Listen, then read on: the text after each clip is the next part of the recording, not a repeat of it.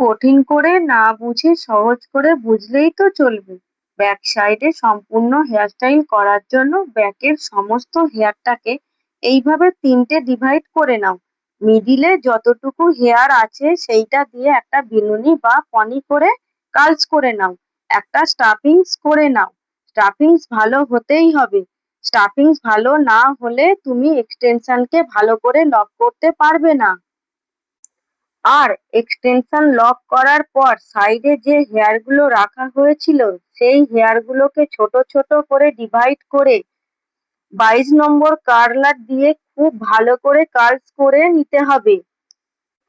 ব্যাকের সমস্ত হেয়ারগুলো ঠিক সেম ভাবে ছোট ছোট করে ডিভাইড করে 22 নম্বর কার্লার দিয়ে খুব ভালো করে কার্লস করে নাও। ব্যাকের সমস্ত কাজ যখন পুরোপুরি কমপ্লিট হয়ে গেছে তখন এবার আমাদের পালা সুন্দরভাবে একটা বুফন রেডি করা। বুফনের হেয়ারটা অবশ্যই আমি সি সেকশনে ডিভাইড করে রেখেছি। একদম ছোট ছোট করে সি সেকশন নিয়ে সেটাকে ব্যাক ব্রাশ করে একটা বুফন বানিয়ে নিচ্ছি। তবে এই বুফনটা আমরা লক করব না। এই বুফনের এই ওপেন যে হেয়ারটা দেখতে পাচ্ছ সেইটা আমি কার্ল করব।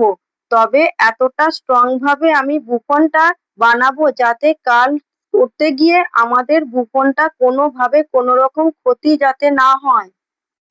তো আজকের এই হেয়ারস্টাইলটা তোমাদের কেমন লাগলো অবশ্যই কিন্তু কমেন্ট করে জানিও। আর যারা আমাদের হেয়ারস্টাইল ক্লাস জয়েন করতে চাইছো, এই রকম নিট অ্যান্ড ক্লিন ভাবে হেয়ারস্টাইল শিখতে চাইছো, তারা কিন্তু দেরি না করে চটপট বুকিং করে নাও নিজেদের সিট আর জয়েন করে নাও আমাদের হেয়ারস্টাইলিং ক্লাসে।